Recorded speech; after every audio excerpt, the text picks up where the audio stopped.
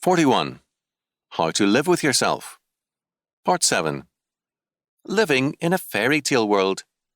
January the 5th, 1954. Good morning, friends. We're going to return today to our study of how to live with yourself. A sadly common feeling of many people is this: they keep trying to live in a fairy tale world. In fairy tales, the leading person, and that's always us, is pure and Snow White. The troubles are never due to the hero or heroine, but to a wicked king or stepmother. But no matter what happens, in the end everything works out, and they live happily ever after. Nowadays, fairy tales are modernized and streamlined, but still much of what we get in movies, stories, novels, radio plays, and the like are really fairy tales. We hate to turn from them to the real world, where things simply don't happen that way. We try to believe that our world is like the fairy tale and everything will work out to suit us, and we play along in that confidence. When I was a very small boy, I read a poem in a schoolbook which appealed to me enormously for that reason. I still like it. Remember Edward Lear's? The owl and the pussycat went to sea in a beautiful pea-green boat. They took some honey and plenty of money, wrapped up in a £5 note. Life had no problems for them that would not work out in a marvellous way. They sang by the light of the moon and sailed away for a year and a day to find rare and exotic fulfillment.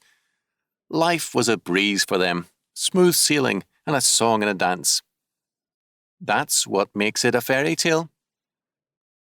You could change the characters from the owl and the pussycat to Clark Gable and Rita Hayworth, or any one of us, and it would still be very much a fairy tale. And this is the reason. In fairy tales, problems always work out. In real life, problems are chronic. Instead of working out, they move in to stay. In church work, for example, the ministers who look for churches that have no problems are usually the men who have the worst problems to contend with. For in real life, it is not problems that work out, but people. The problems of today are not much different from those of Egypt, Babylon, and Rome. Listen, for example, to these few scraps of street conversation from the Roman Empire. Listen to this war veteran gripe. These wounds are the return I get for trying to make democracy safe. Give us some more help. And listen to this parent upset by trends in education. When the pupils graduate, they're standing on their heads for all they know where they are. And the reason why such blank idiots graduate from our colleges is that life's only a set of lunatic syllogisms to them. Or listen to a consumer complaining because controlled food prices are favouring the producer only. The way the price of food's rising, it's getting worse and worse. I say lynch the commissioners. They're hand in glove with the bankers. Scratch my back and I scratch yours.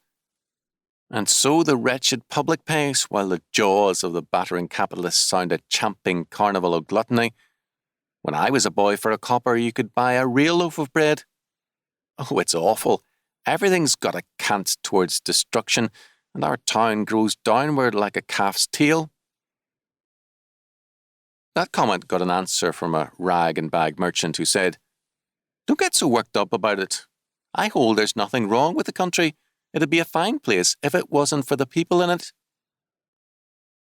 Sounds familiar, doesn't it? And yet all of that is Roman conversation, the same problems then as now. In real life, it is not problems that work out, but people. The fairy tale makes the world and its problems do the changing while we remain unchanged, and it is this that marks the fairy tale approach. In actuality, the world changes very little, and its problems remain, and they are basically the same. Thus, you and I face a double demand on us. On the one side, the world says, you might as well give in because I'm not doing the changing, you are.